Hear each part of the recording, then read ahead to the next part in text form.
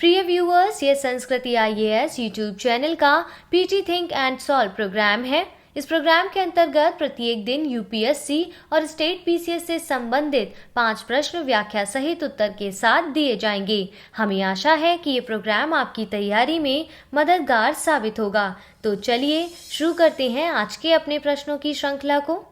MK2 biodigester के संदर्भ में निम्नलिखित कथनों पर विचार कीजिए। पहला, MK2 बायोडाइजेस्टर एक स्वदेशी हरित और लागत प्रभावी तकनीक है। दूसरा, इस तकनीक का विकास रक्षा अनुसंधान और विकास संगठन द्वारा किया गया है। उपरोक्त में से कौन सा कथन सही है?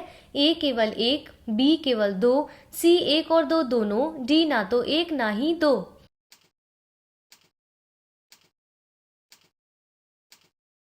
इसका सही उत्तर होगा ऑप्शन सी। रक्षा अनुसंधान और विकास संगठन तथा महाराष्ट्र मेट्रो रेल कॉरपोरेशन के बीच 5 जनवरी 2021 को समझौता ज्ञापन पर हस्ताक्षर हुए हैं। इसका उद्देश्य जल संरक्षण और पर्यावरण सुरक्षा के लिए इको फ्रेंडली बायोडाइजेस्टर इकाइयां स्थापित करना है। इसके तहत मेट्रो रेल नेटवर्क में मानव अवशिष्ट के उपचार के लिए DRDO उन्नत बायोडाइजेस्टर तकनीक के कार्यान्वयन के लिए तकनीकी सहायता प्रदान करेगा। MK2 बायोडाइजेस्टर एक स्वदेशी हरित और लागत प्रभावी तकनीक है। विदित है कि भारतीय रेलवे पहले से ही यात्री कोच में बायोडाइजेस्टर तकनीक का उपयोग कर रही है। इस प्रकार कथन 1 और 2 दोनों सही हैं, इसलिए इसका सही उत्तर होगा ऑप्शन सी। देखते हैं प्रश्न नंबर 2। प्रवासी भारतीय दिवस सम्मेलन के संदर्भ में निम्नलिखित कथनों पर विचार कीजिए। पहला, सूरीनाम के राष्ट्रपति वर्ष 2021 में प्रवासी भारतीय दिवस के मुख्य अतिथि हैं। दूसरा, इस सम्मेलन का आयोजन प्रति 2 वर्ष में किया जाता है। तीसरा, इसका आयोजन विदेश मंत्रालय द्वारा किया जाता है। चौथा, 16वें प्रवासी भारतीय दिवस सम्मेलन की थीम आत्मनिर्भर भारत में योगदान है। उपरोक्त में से कौन सा कथन सही है? A केवल 1 और 3, B केवल 2, 3 और 4, C केवल 2 और 4, D उपरोक्त सभी।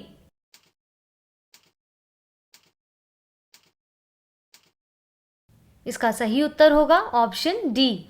9 जनवरी 2021 को 16वां प्रवासी भारतीय दिवस सम्मेलन आयोजित किया जा रहा है। इसका विषय आत्मनिर्भर भारत में योगदान है।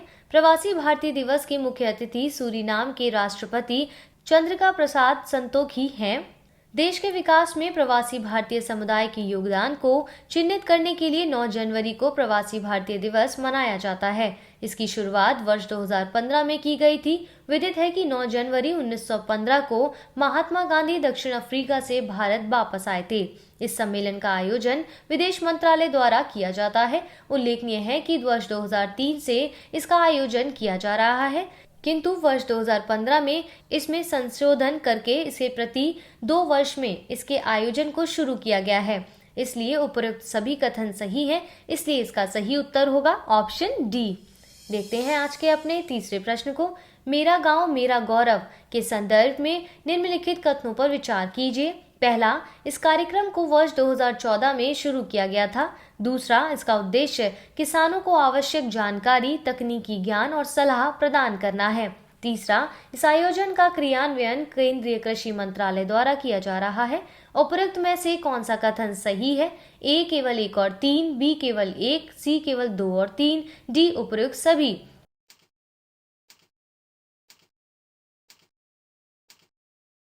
इसका सही उत्तर होगा ऑप्शन सी। ICAR की पहल मेरा गांव मेरा गौरव के तहत हाल ही में इब्रमपुर, बेलिंग और पारा गांव में सफाई अभियान चलाया गया था।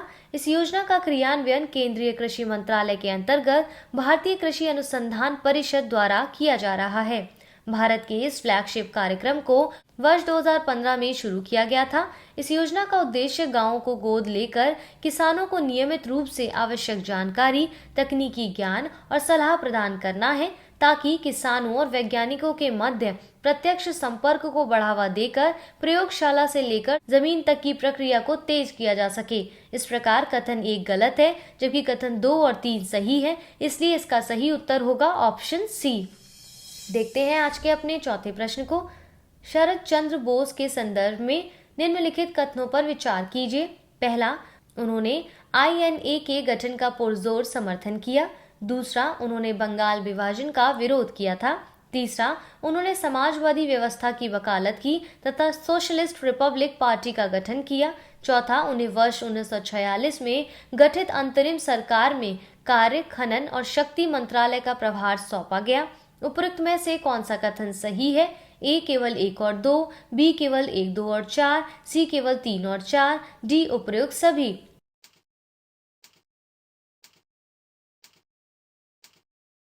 इसका सही उत्तर होगा ऑप्शन डी।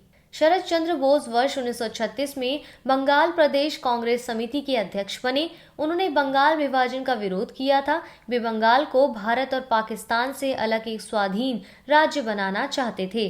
उन्होंने वर्ष 1936 से 47 तक अखिल भारतीय कांग्रेस समिति के सदस्य के रूप में कार्य किया। वर्ष 1946 और 1947 तक बोस ने केंद्रीय प्रतिनिधि सभा में कांग्रेस के प्रतिनिधि मंडल का नेतृत्व किया। उन्होंने सुभाष चंद्र बोस द्वारा INA के गठन का पुरजोर समर्थन किया तथा असहयोग और भारत छोड़ो आंदोलन में सक्रिय रूप से भाग लिया। वर्ष 1945 में सुभाष चंद्र बोस की मृत्यु के बाद उन्होंने INA रक्षा तथा राहत समिति के माध्यम से INA के सैनिकों के परिवारों को राहत और सहायता प्रदान करने के प्रयासों का नेतृत्व किया। वर्ष 1946 में गठित अंतरिम सरकार में उन्हें कार्य, खनन एवं शक्ति मंत्रालय का प्रभार सौंपा गया। भारत की स्वतंत्रता के बाद शरद चंद्र बोस ने फॉरवर्ड ब्लॉक का नेतृत्व किया। उन्होंने भारत के लिए समाजवादी व्यवस्था की वकालत की तथा सोशलिस्ट रिपब्लिक पार्टी का गठन किया। इस प्रकार सभी कथन सही हैं, इसलिए इसका सही उत्तर होगा ऑप्शन डी। बढ़ते हैं अपने अंतिम प्रश्न की ओर। भारतीय मानक ब्यूरो के संदर्भ में निम्नलिखित कथनों पर विचार कीजिए। पहला, भारतीय मानक ब्यूरो अधिनियम 2016 के तहत इसे राष्ट्रीय मानक निकाय का दर्जा दिया गया। दूसरा, इसका उद्देश्य उत्पादों के मानकीकरण, चिन्हांकन तथा गुणवत्ता को प्रमाणित करना है। तीसरा, इसकी स्थापना वर्ष 1986 में की गई थी। उपरोक्त में से कौन सा कथन सही है? ए केवल 1 और 3, बी केवल 1 और 2, सी केवल 2 और 3, डी उपरोक्त सभी।